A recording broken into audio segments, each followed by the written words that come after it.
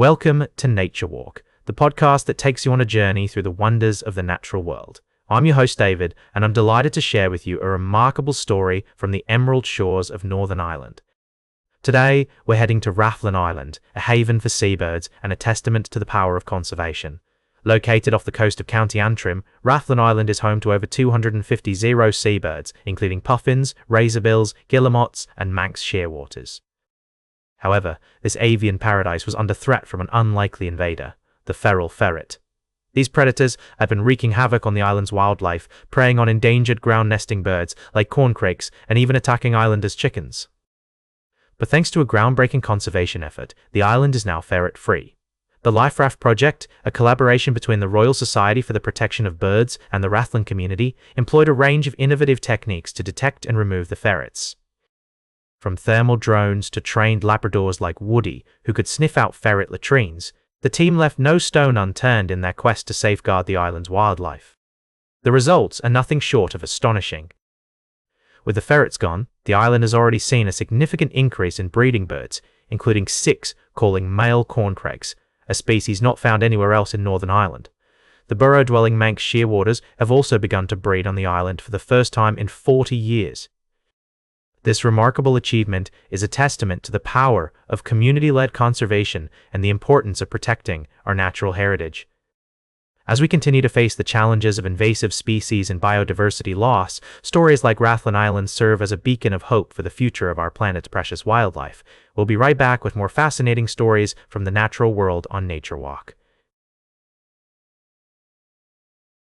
Welcome back to Nature Walk. We're exploring the fascinating world of environmental news and scientific discoveries.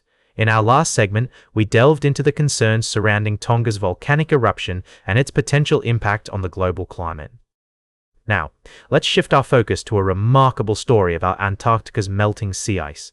Researchers have made a groundbreaking discovery that sheds light on the sudden and dramatic decline of Antarctica's sea ice in 2016. It appears that ocean warming played a significant role in this regime shift. A mass of warm, salty water called circumpolar deep water, which flows southward from the tropics, has been rising to the surface and melting the sea ice. This phenomenon is attributed to stronger winds in the roaring 40s, furious 50s, and screaming 60s latitudes, which have shifted southward due to climate change. These winds create a layer of fresh surface water that initially insulated the sea ice from the warm, deep water, allowing it to expand. However, as the winds grew stronger, they began to drive the upwelling of deep water, ultimately leading to the melting of the sea ice.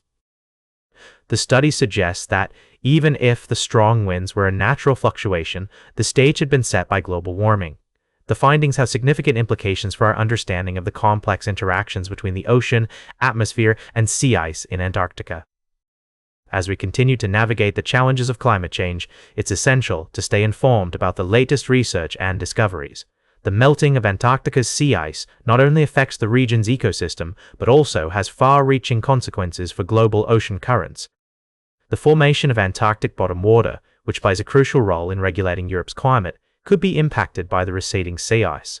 As we move forward, it's vital to consider the potential consequences of these changes and work towards mitigating their effects.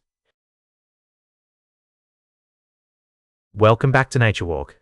Today, we're going to take a slight detour from our usual trails and venture into the world of music and technology. You might be wondering what this has to do with nature, but bear with me as I think you'll find the connection fascinating. As the first was reading about the latest album release from the K-pop group BTS, I stumbled upon an interesting article that explored the intersection of music, social media, and fandom. The album, titled Ararang, is not just a collection of songs, but a reflection on the band's relationship with their fans and the online world. In an era where social media platforms are constantly evolving, BTS has found itself at the forefront of this change. With the rise of algorithmically sorted feeds and private communities, the way we consume and interact with music has shifted dramatically. The article highlights how BTS's latest release has been met with a more varied and open conversation online, unlike their previous albums, which were often greeted with near-total consensus. This got me thinking about the concept of connection in the digital age. As we increasingly rely on screens to communicate and share experiences, we're forced to reevaluate what it means to be connected to others and to the world around us. BTS's music and message seem to be pointing towards a different kind of connection, one that values proximity, shared experience, and duration over acceleration and broadcast. The title Ararang itself is a nod to a traditional Korean folk song that has endured across generations, borders, and time. It's a powerful symbol of the human desire for connection and community, and how these can transcend the boundaries of technology and geography. As the first pondered this, I couldn't help but draw parallels with our own experiences in nature. Just as BTS is seeking to create a more meaningful connection with their fans, we too can strive to deepen our connection with the natural world.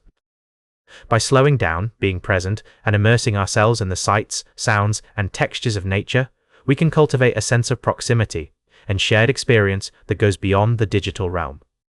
So, as we conclude today's nature walk, I invite you to reflect on your own relationship with technology and the natural world.